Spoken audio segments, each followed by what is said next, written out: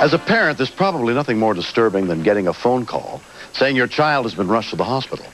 That painful moment was shared by 4 families in Upper Marlboro, Maryland, on the evening of December 9th, 1994. Most of the footage in this story was taped on that night and the days that followed.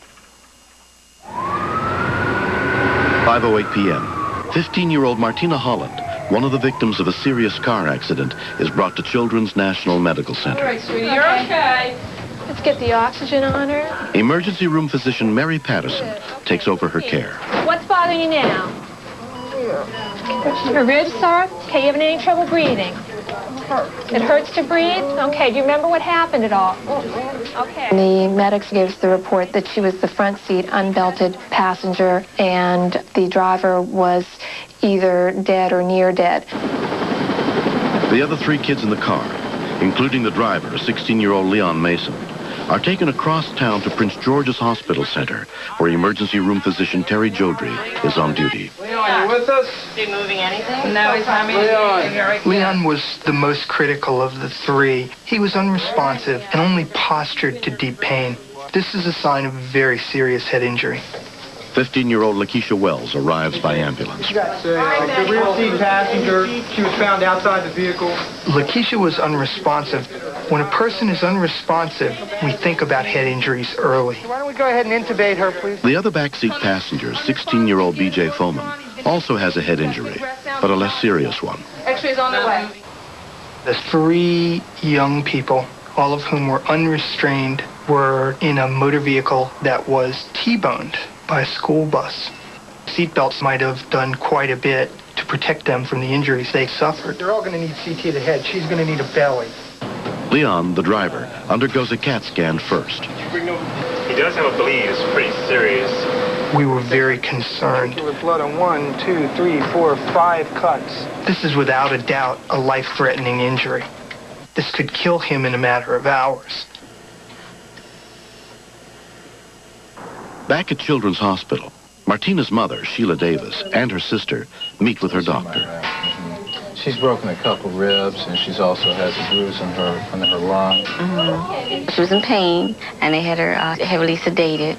But I don't think I really got upset until I found out the condition of the other 3. And Leon was still in the car? All 3 of them are in critical condition. But I don't know exactly what they mean by critical condition. And I'm going to keep calling up there to find out how he's doing, okay? And try not to think the worst, Martina, all right? At Prince George's Hospital, Lakeisha's doctor informs her mother, Joyce Wells, and her father of her condition. I said, is she alive? He said, oh, yeah. And then they proceeded to tell us that she had a head injury,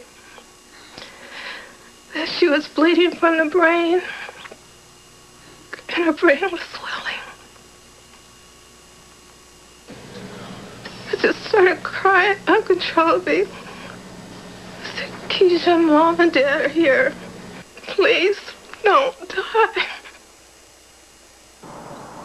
Dolores Mason and her husband were out of town on vacation when they were notified their son Leon had been in an auto accident. It didn't look like my son, not the son that we had left 24 hours earlier. Can you hear us? I grabbed him and told him how much I loved him. Hey, darling, you must be tired. There was another woman there, and she seemed very upset. And she introduced herself. It was Lakeisha's mother, and I just couldn't apologize to her enough. Somehow I felt that we should have assumed some of the responsibility for what happened. Leon was a driver, and the other kids were riding with him, and I just felt as badly for them as I did for us. The Masons, they took over the intensive care area, and they just accepted me into their family. And we just waited to see what the outcome of each child would be. The next day, Martina is already much better and is expected to go home in a couple of days. Can you lift your arm up okay? No, that's not the one I'm talking about. It was hard for me knowing that I was the best off. BJ and Keisha and Leon, they were still in the hospital, and I felt bad. It was real hard for me. 2.5 days after the accident, BJ is off the respirator. You okay? was worried about you for a while. This is the best you've been, though. This is the best you've been. BJ came along very fast, shaking his head, trying to talk, pulling out tubes. He just fights. He's doing good. He's doing very good. You want what? Oh, I see Leon. You want to see Leon? You want to see Leon? Oh. Well, Leon can't quite get up, and you can't quite get up. Yeah, neither one of y'all can quite move yet. BJ, he's right in the corner over there. Can you squeeze a hand, Leon, for us? On the other side of the intensive care unit, Leon is in the third day of a coma. Come on, baby. We love you. Leon, telephone. Then open your eyes for us. Leon, come on, try. Leon. Come on, sweetie, we love you. Wake up. Come on, Leon, in case he doesn't have anybody to play it with. I encouraged us to talk to him and to touch him and to be there as much as we could. Support him and give him time to heal, and hopefully each day he'll begin to make a little bit more progress. The doctors were very honest. They made it clear that even if he survived, it wasn't clear what kind of state he'd be in. Hey, honey. We're here. We just wanted him to live. We just wanted Leon back again. Keisha, can you wake up for us? Lakeisha's prognosis is also uncertain. Just keep talking to him. Keisha, we love you. You gotta get ready so you can come home for Christmas. You're gonna be okay, big girl. She's a fighter. Well, Keisha is a very good daughter. She's always been very, very studious, wants to do it all. Leon is very loving and giving and just very thoughtful. He's very mischievous. Part of his mischief is trying to make other people laugh. He's a good kid. We do have a very close family, and that really helped us to keep it all together, because there were days that I didn't think we were going to make it another minute, and everybody.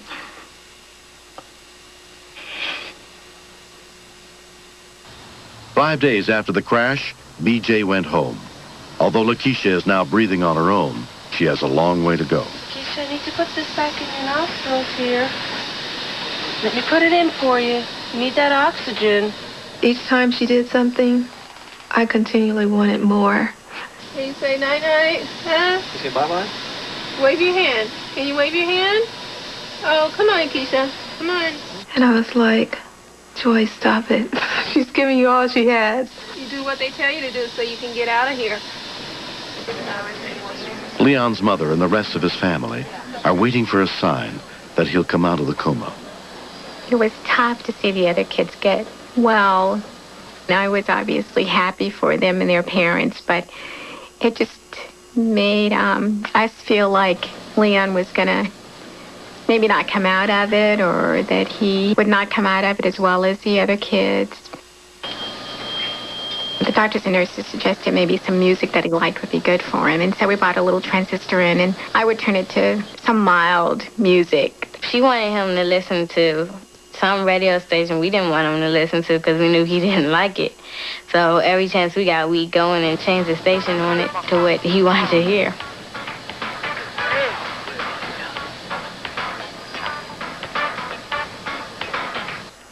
At the National Rehabilitation Hospital, a month after the accident, Leon is starting to come out of his coma. Hey, Leon.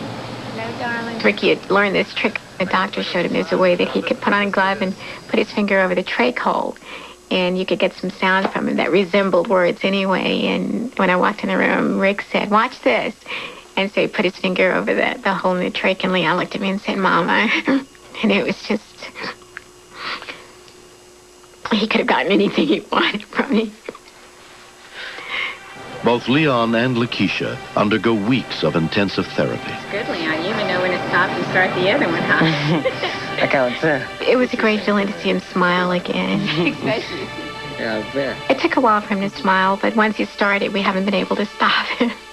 Shall I ride down the steps? Yeah, I can ride down the steps. With Lakeisha, the physical injuries were going to be okay, but the brain injury was something that they were going to have to concentrate on and work with. I forgot to put, I was going to put butter in my pan, but it's okay, you can stick that in there. To recover from a brain injury, it's really hard. I can't just wake up one day or take any pill and be better. That's good. I have to heal myself and have people, let people help me, which is not something I'm used to doing.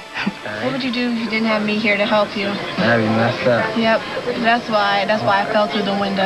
Just so I could be here with you. I don't got nobody to share it with. I would like to be like I was before. I'm striving my hardest to get back to be like that. I wouldn't stop someday.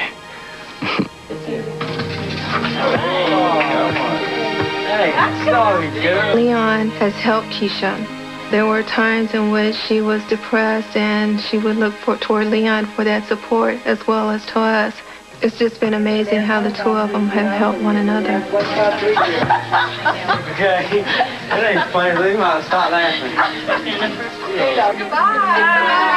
3 months after the accident, Lakeisha and Leon are finally going home.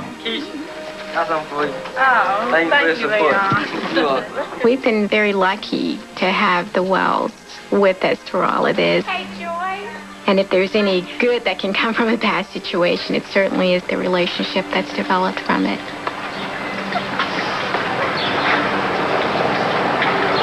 Thanks for being there for us.